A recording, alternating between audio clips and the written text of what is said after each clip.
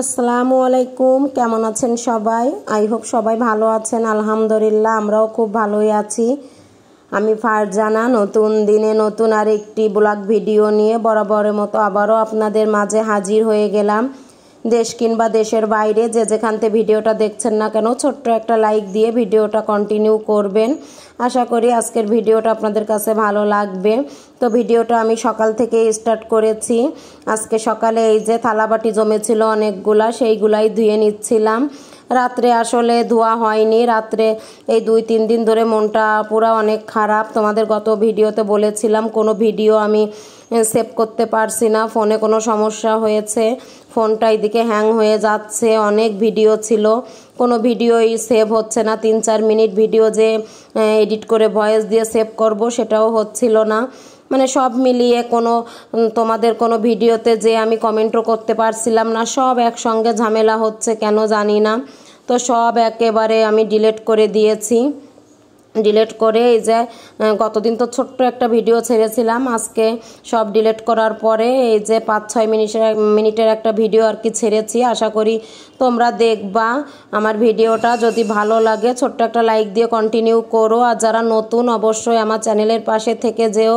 ভালো লাগলে চ্যানেলটা সাবস্ক্রাইব করে পাশে থাকা বেল বাটনটি অন করে রেখো, তাহলে কোনো ভিডিও ছাড়ার সঙ্গে সঙ্গে কিন্তু নোটিফিকেশন তোমার ফোনে চলে যাবে, সময় সুযোগ করে দেখে নিতে পারবা।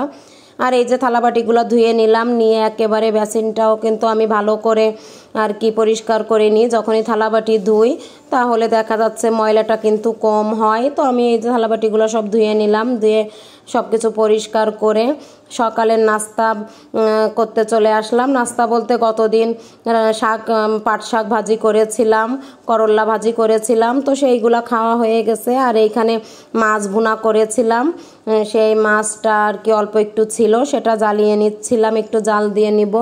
আর সজনাটাও রান্না করেছিলাম। তো কম বেশি এই যে অনেকগুলাই তরকারি কাল রান্না করেছিলাম, তো ভিডিও হচ্ছিল না, এই জন্য শেয়ার করতে পারিনি। তো আজকে সকালে সব ডিলিট করার পরে দেখি যে একটু ডিলিট করার পরে হচ্ছিল আর কি, পরে একটু ভিডিও করে নিলাম, অল্প করে শেয়ার করব এজন্য। তো এটা দিয়ে সকালের নাস্তা আমরা করে নিয়েছি। আর এইদিকে কাল কিন্তু একটু বাজারে আমি গিয়েছিলাম, কলমি শাক নিয়ে এসেছিলাম, কয়েকটা লেবু নিয়ে এসেছিলাম। তো কলমি শাকগুলো বেছে নিচ্ছিলাম। তো কলমি শাক আমি এই যে আজকে রান্না করব, এজন্য আর কি ছোট ছোট করে একটু কেটে নেব। আর বাকি এই যে মানে সামনে থেকে জালি যেটা ওইটা নিচ্ছি, আর নিচেই কিন্তু অনেকটাই রেখে দিচ্ছি। এগুলা পাতাও নিব না, কারণ কি বলো তো আপুরা, এগুলা হচ্ছে আমার পাখি আছে, সবাই তো ভিডিওতে দেখেছো, আমি অনেকবারই শেয়ার করেছি। আমার সেই আর কি পাখিগুলাকে দিয়ে দিব। এই কলমি শাক কিন্তু বাজিগর পাখিগুলা আছে না পুরা, অনেক কিন্তু পছন্দ করে কলমি শাক। তো এই জন্যই কিন্তু আমি আগা থেকে কেটে নিচ্ছি, আর বাকিটা রেখে দিচ্ছি, পাখিকে দিয়ে দিব। এই জন্য অনেক বেশি কিন্তু পছন্দ করে এই শাকগুলা পাখিরা। আর এই যে এইদিকে আমি একটা এই যে কেটে নিচ্ছিলাম আর কি কেচি দিয়ে এই শাকগুলা, যে রান্না করব এজন্য, আজকে আর ভাজি করব না। আর সকালে তরকারি অনেকটাই আছে, কালকে অনেকগুলা তরকারি রান্না করেছিলাম, অনেকটাই আছে, ওইগুলো আর কি দেখা যাচ্ছে দুপুরেও আমার ছেলে আর আমি খাবো। আর এই যে তরকারিটা রান্না করছি, এটা কিন্তু সামিউলের বাবা যেহেতু আর রাত্রে খাবে এই জন্য হয়ে যাবে।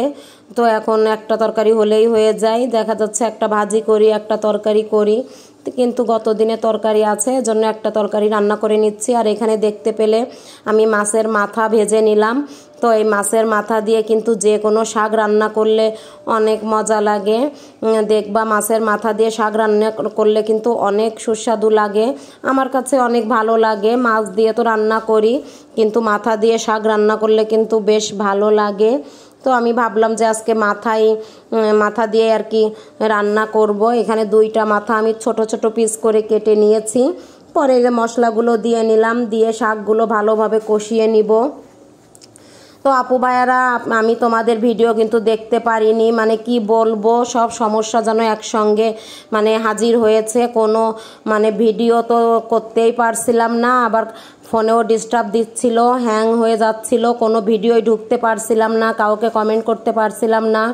তো আপু তোমরা আমাকে অনেক সাপোর্ট করেছো, অনেক সুন্দর সুন্দর কমেন্ট করেছো, তোমাদের অসংখ্য অসংখ্য ধন্যবাদ মন থেকে জানাচ্ছি।